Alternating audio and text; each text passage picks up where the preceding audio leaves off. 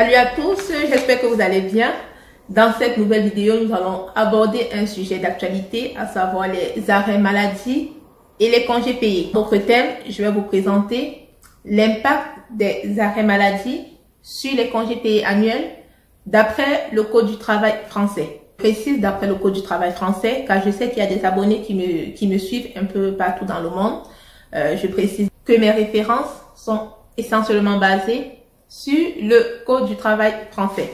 Ce que vous devez savoir, c'est donc, lorsque vous êtes en congé payé, et que pendant vos congés, vous êtes en arrêt maladie, cet arrêt maladie peut avoir un impact, une conséquence sur vos congés payés. Et cette conséquence diffère selon l'origine de l'arrêt, qui peut être un arrêt pour maladie ordinaire, un arrêt pour maladie professionnelle ou un arrêt pour accident de travail. Dans notre vidéo, nous allons distinguer deux cas de figure. Le premier cas, c'est lorsque vous prenez vos congés normalement et pendant vos congés, vous êtes arrêté pour cause de maladie. Dans cette situation, votre employeur a l'obligation de reporter vos congés restants. Soyez arrêté pour cause de maladie ordinaire, de maladie professionnelle, d'accident de travail.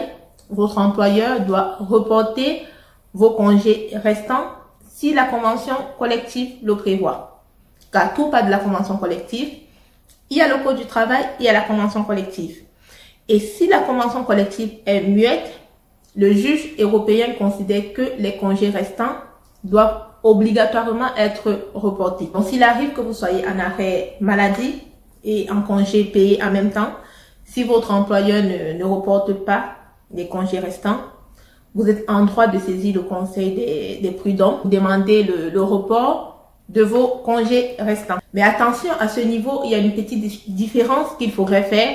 Lorsque vous êtes en arrêt maladie, si c'est une maladie ordinaire, vous ne bénéficiez pas des droits à congés, donc vous ne bénéficiez pas des 2,5 jours ouvrables de congés payés, tel que je l'ai expliqué dans ma dernière vidéo, comprendre les congés payés. Donc je vous invite déjà à regarder cette vidéo-là, mieux comprendre celle-ci. Donc, pendant toute la durée de la maladie ordinaire, vous ne bénéficiez pas des 2,5 jours ouvrables de congé, sauf si la convention collective le prévoit.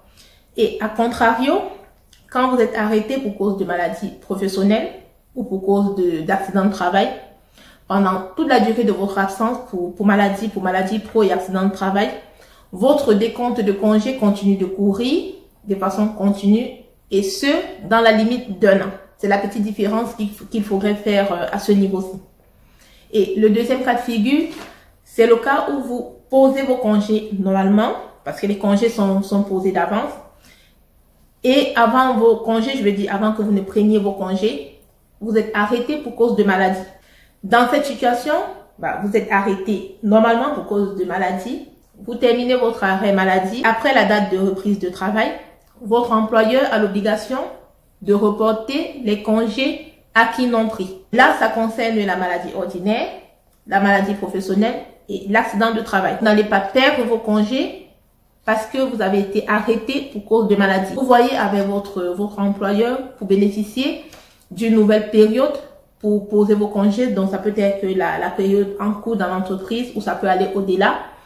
Et dans tous les cas, lorsque vous quittez l'entreprise, les congés acquis non pris sont compensés par une indemnité compensatrice de congés payés. Une fois de plus, j'espère que cette vidéo va vous aider au mieux à décrypter, à comprendre votre situation professionnelle. Je vous invite à la liker, à la partager et à vous abonner à ma chaîne YouTube.rh et je vous dis à très bientôt dans la prochaine vidéo.